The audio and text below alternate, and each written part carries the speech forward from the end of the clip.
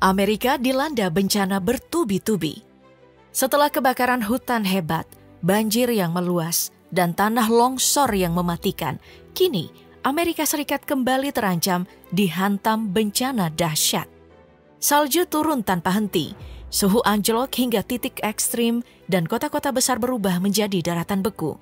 Inilah badai salju terbesar sepanjang sejarah yang mengingatkan kita akan betapa dahsyatnya kekuatan alam. Sejak Januari 2025, badai salju dahsyat terus melanda Amerika Serikat, mencakup 25 negara bagian dari Texas hingga Atlantik Tengah. Lebih dari 100 juta warga terdampak akibat salju tebal, suhu ekstrim, dan angin kencang yang melumpuhkan aktivitas harian. Badai berlangsung selama lebih dari 2 minggu, membawa curah hujan lebih dari 30 inci di beberapa wilayah, dan suhu yang anjlok hingga minus 30 derajat Celcius di Midwest. Sebelum badai, banyak wilayah sudah menghadapi gangguan cuaca ekstrim termasuk banjir dan badai kecil. Ketika salju mulai turun, ribuan penerbangan dibatalkan, listrik padam di lebih dari 330 ribu rumah, dan jalan raya ditutup. Setelah badai, suhu beku memperburuk keadaan, menyebabkan kecelakaan di jalanan licin, dan memperpanjang krisis listrik serta pasokan makanan. Korban jiwa dilaporkan mencapai 14 orang, dengan ribuan lainnya mengalami hipotermia dan cedera akibat kecelakaan.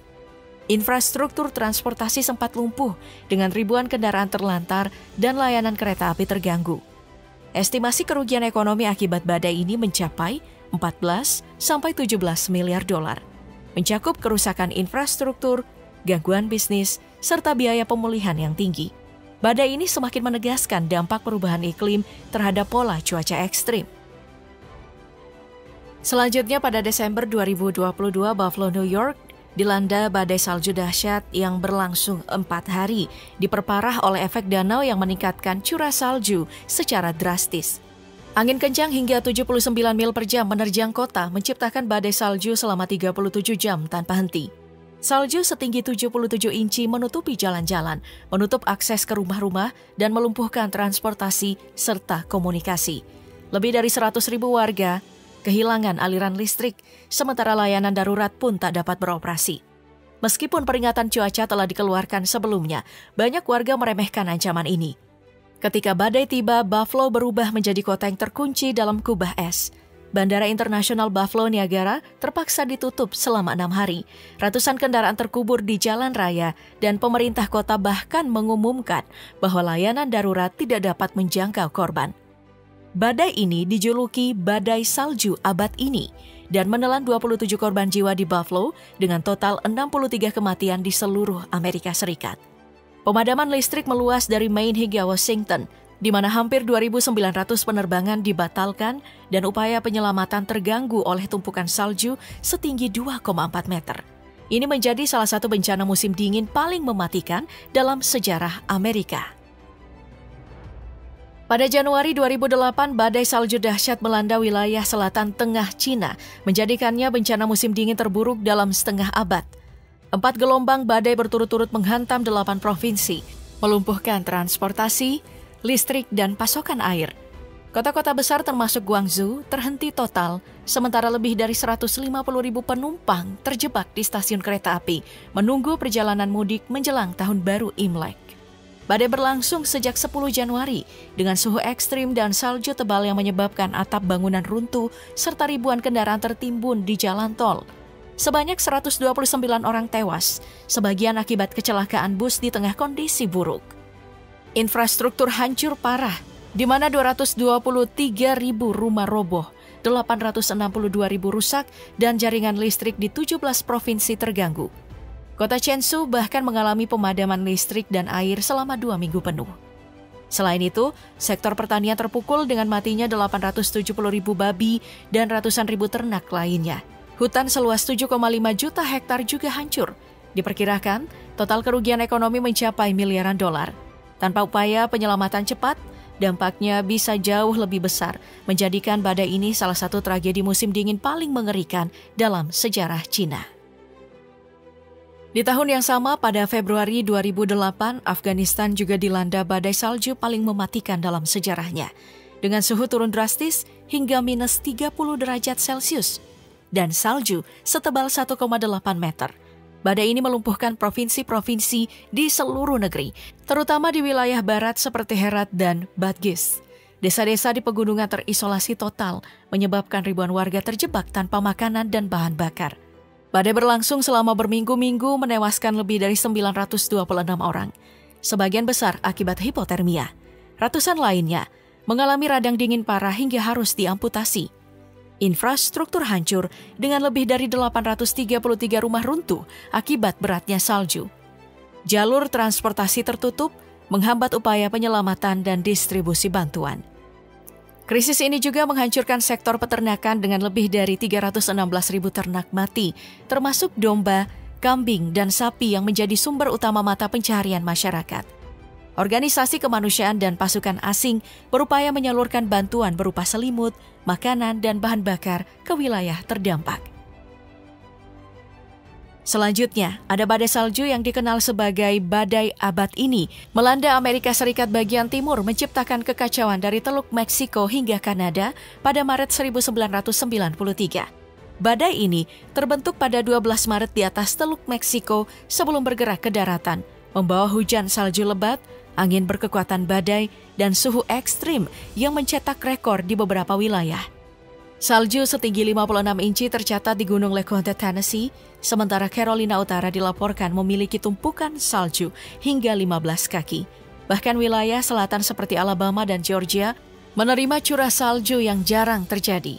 Di Florida, badai menyebabkan gelombang tinggi dan tornado yang menghancurkan rumah-rumah serta menewaskan puluhan orang.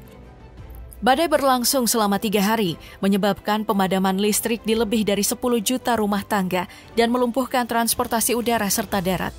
Ribuan penerbangan dibatalkan, jalan raya tertutup salju, dan lebih dari 40% penduduk Amerika Serikat terdampak.